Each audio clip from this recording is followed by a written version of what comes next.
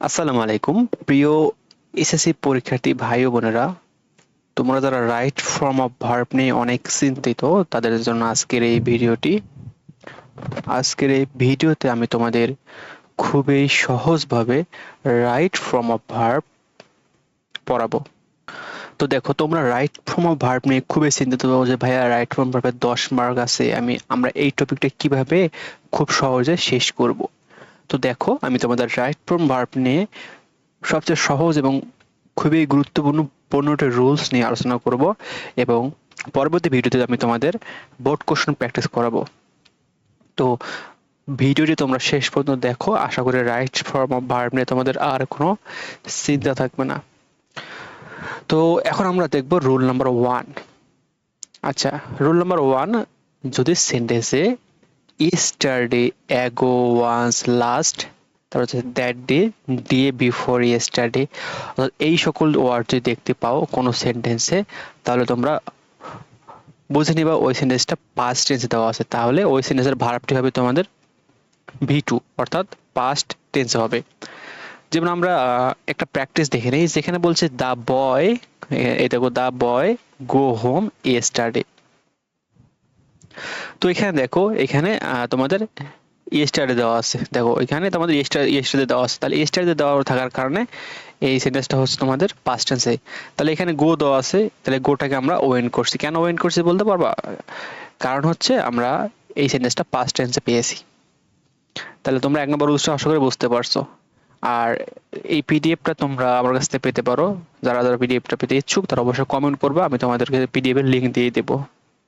Rule number 2টা হচ্ছে, যদি subject third person singular number হয়, তো সাবজেক্ট যদি থার্ড পারসন সিঙ্গুলার নাম্বার হয় তবে ওই বাক্যটি প্রেজেন্ট ইনডিফিনিট টেন্সে হবে এবং ওই বাক্যের ভার্বের সাথে এস বা ইএস যুক্ত হবে।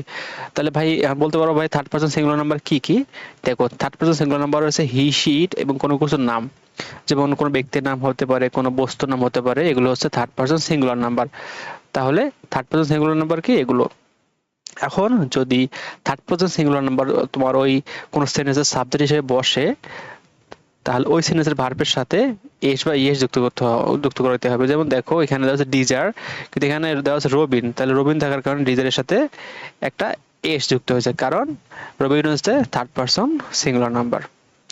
তারপর রোল নাম্বার 3টি হচ্ছে, সেন্টেন্সটি যদি প্যাসিভ ভয়েসে হয় তাহলে টেন্স ও পার্সন অনুযায়ী অক্সিলারি ভার্ব ও ভার্বের পাস্ট পার্টিসিপল বসাতে হবে। যেমন আমরা খেয়াল করি, যদি অ্যাক্টিভ সেন্টেন্স এবং প্যাসিভ সেন্টেন্স নেওয়ার সহজ উপায়টা কি? দেখো, অ্যাক্টিভ সেন্টেন্সে সাবজেক্ট সবসময় ব্যক্তিবাচক হবে এবং কাজটি সাবজেক্ট নিজে করবে। দেখো, আর প্যাসিভ সেন্টেন্সে দেখো, সাবজেক্টটি সবসময় নিষ্ক্রিয় হবে এবং বস্তুবাচক হবে এবং কাজটি সাবজেক্ট না করে অন্য কারো দ্বারা করানো হবে। আমরা একটা প্র্যাকটিসে দেখি, প্র্যাকটিস দেখলে আমরা সহজে বুঝতে পারবো। দেখো, তো দেখো এখানে বলছে আই ইট রাইস, তো আমি ভাত খাই। এখানে ভাতটা কে খাচ্ছে? আমি খাচ্ছি, অর্থাৎ কাজটা করতেছে কি? আমি, অর্থাৎ ব্যক্তি কাজ করতেছে। তাহলে এই বাক্যটা হচ্ছে সাবজেক্টটি কাজ করতেছে, তাহলে এই বাক্যটি হচ্ছে অ্যাক্টিভ। আর এখানে দেখো, rice is eaten by me, তাহলে এই বাক্যটিতে দেখো, রাইস রাইস খাওয়া হচ্ছে কার দ্বারা? আমার দ্বারা। তাহলে এই বাক্যটা আছে প্যাসিভ, অর্থাৎ দেখবা এই বাক্যতে কাজটা করতেছে কোনো ব্যক্তি এবং কাজটা সাবজেক্ট নিজেই করতেছে, অর্থাৎ খাবার কাজটা কে করতেছে? সাবজেক্ট নিজেই করতেছে। আর এই বাক্যটাতে খাবার কাজটা করতেছে রাইস, তাহলে এই বাক্যটা হচ্ছে তোমার প্যাসিভ। আচ্ছা, তারপরে খেয়াল করো যে we speak in English all over the world, অর্থাৎ আমরা সারা বিশ্বে ইংরেজিতে কথা বলি। তাহলে ইংরেজিতে কথা বলার কাজটা কে করতেছে? ওই করতেছে, অর্থাৎ সাবজেক্ট করতেছে। বুঝতে পারছো? আর English is spoken all over the world by us, অর্থাৎ ইংলিশ সারা বিশ্বে আমাদের দ্বারা বলানো হয়। তাহলে এখানে কাজটা করতেছে কি? ইংলিশ। তাহলে বস্তু যদি সাবজেক্ট হিসেবে বসছে এবং কাজটা করতেছে কোনো বস্তু, তাহলে এটা হবে প্যাসিভ। বুঝতে পারছো? তাহলে আশা করি তোমরা অ্যাক্টিভ এবং প্যাসিভ ভয়েস বুঝতে পারছো।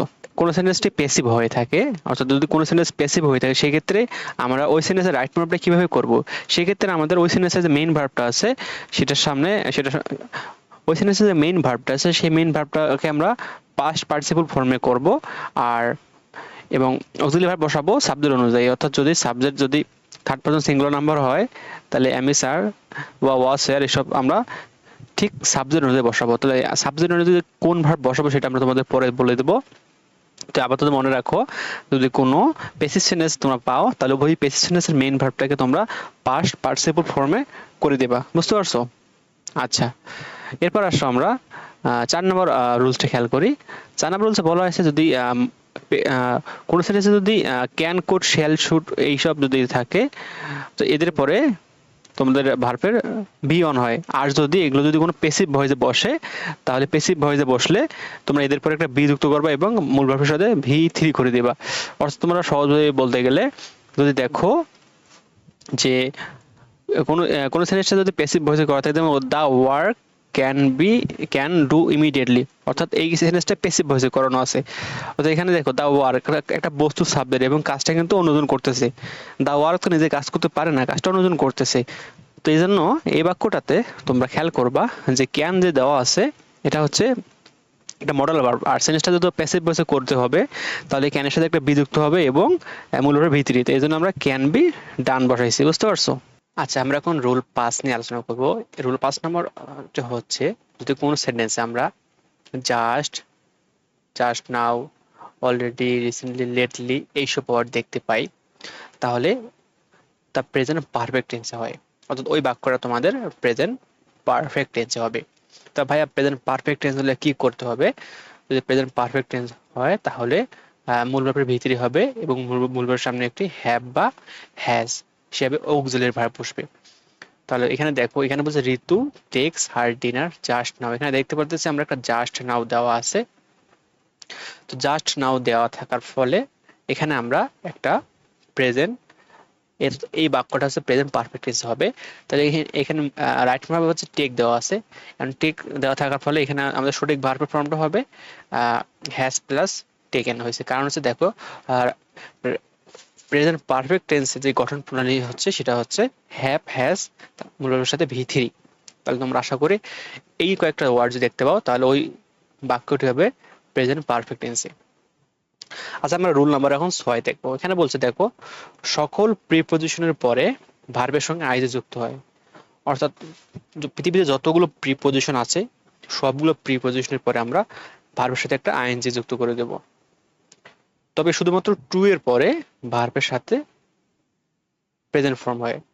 এখন প্রিপজিশন গুলো কি কি দেখো, in of, on, with, by, for, from, at, after, before, without, against, to, its, এগুলো হচ্ছে অ্যাপ্রোপ্রিয়েট প্রিপজিশন বা প্রিপজিশন।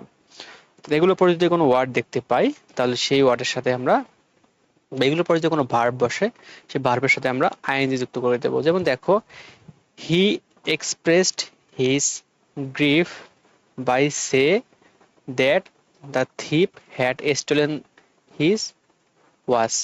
ঠিক আছে?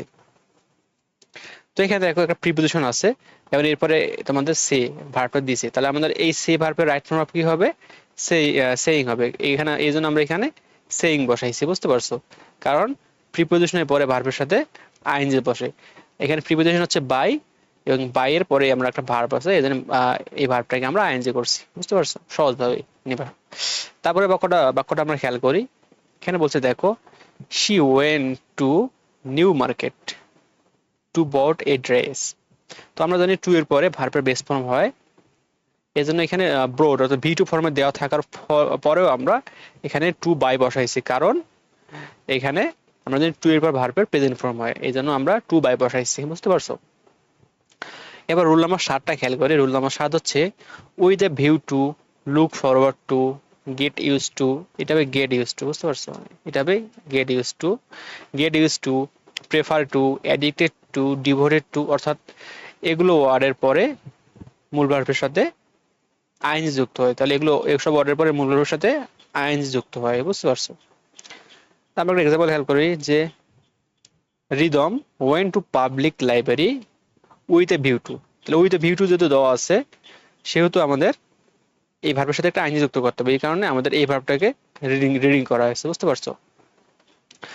আচ্ছা, এরপরে দেখো যে সিন্স, তারপর হচ্ছে ফর, এরপরে যদি কোনো সময় উল্লেখ থাকে তাহলে ওই সেন্টেন্সটি হবে প্রেজেন্ট পারফেক্ট কন্টিনিউয়াস টেন্সে, বুঝতে পারছো?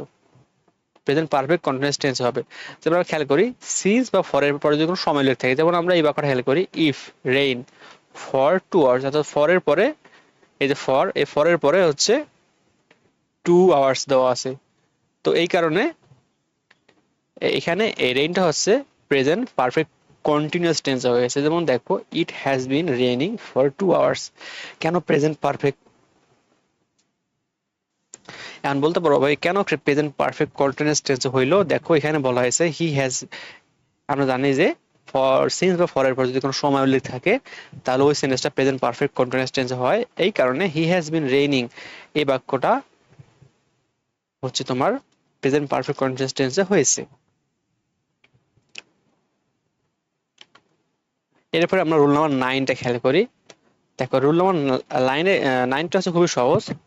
যদি দেখবা একটা সিম্পল সেন্টেন্সে যদি দুটি ভার্ব থাকে তাহলে শেষের ভার্বের সাথে আইএনজি যুক্ত করতে হবে। আর একটা সহজ কথা মনে রাখবা, যদি পরপর দুইটা ভার্ব বসে, দেখো এখানে এখানে দেখো এখানে এখানে স একটা ভার্ব, দেখো এখানে এখানে স একটা ভার্ব আর এখানে ড্র একটা ভার্ব, পরপর একই সেন্টেন্সে দুইটা ভার্ব বসছে, বুঝতে পারছো? তো এই কারণে আমরা পরের ভার্বের সাথে আইএনজি যুক্ত করে দিয়েছি। আচ্ছা, এখন এখানে একটা বিষয় আছে, যদি উদ্দেশ্য না বোঝায় তাহলে তুমি ভার্বের সাথে আইএনজি যুক্ত করে দিবে, আর যদি উদ্দেশ্য বোঝায় তাহলে ভার্বের পরে একটা টু বসবে। যেমন আমরা খেয়াল করি যে দেখো I saw someone draw a picture, তো আমি কাউকে দেখলাম সে ছবি আঁকতে, আমার চোখ ওইদিকে ছিল বলে আমি দেখতে পাচ্ছি সে পিকচারটা আঁকতেছে। আমি যদি ওদিকে না তাকাইতাম, ও যে ছবি আঁকতেছে আমি কি দেখতে পারতাম? পারতাম না। অর্থাৎ আমি ওদিকে যাইতেছিলাম, তাকাইতেছি যে একদম ছবি আঁকতেছে, এটা আমার দেখার ছিল, আমি দেখছি, কিন্তু এখানে আমার কোনো উদ্দেশ্য কাজ করে নাই।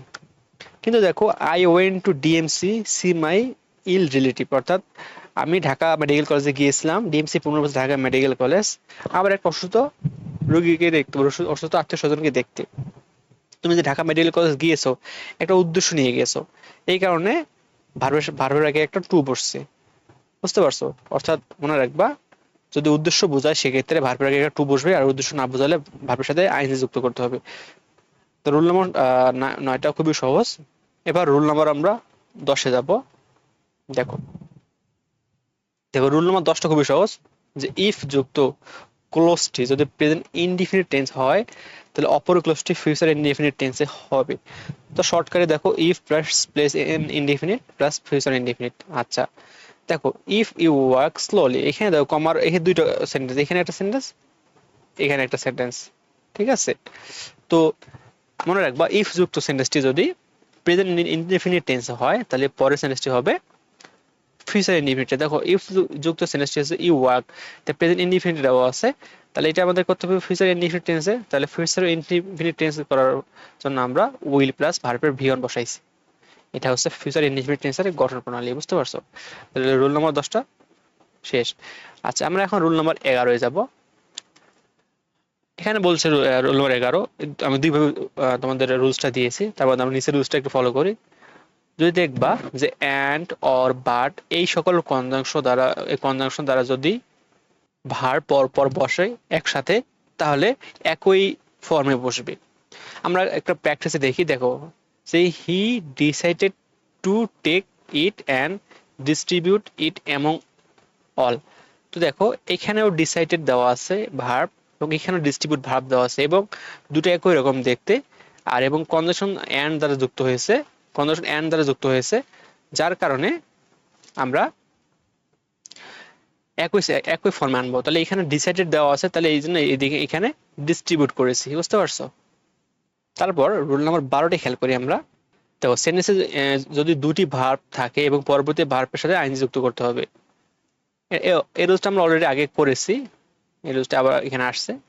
আচ্ছা রুল নাম্বার 13টা দেখি আমরা।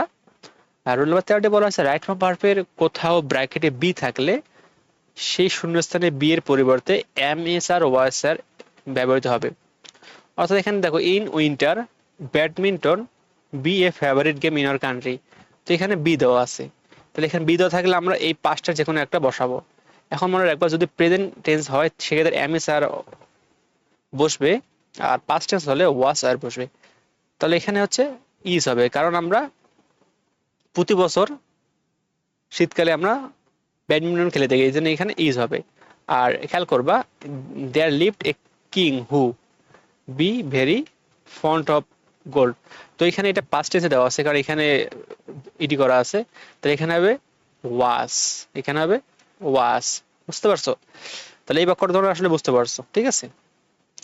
তারপর রুল নাম্বার 15টি খেয়াল করি, যদিও এখানে 13 পর 14 হবে, সরি 15 হয়ে গেছে। আচ্ছা, রুল নাম্বার 14টি খেয়াল করি।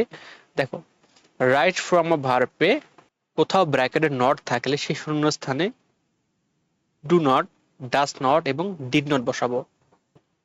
আচ্ছা, আমরা এই এক্সাম্পলটা খেয়াল করি। Because of being lazy he dash not get a good grade last ইয়ারে। তবে এখানে দেখো লাস্ট ইয়ার দেওয়া আছে, যেহেতু লাস্ট ইয়ার দেওয়া আছে সেহেতু সেন্টেন্সটা হচ্ছে পাস্ট টেন্সে দেওয়া আছে।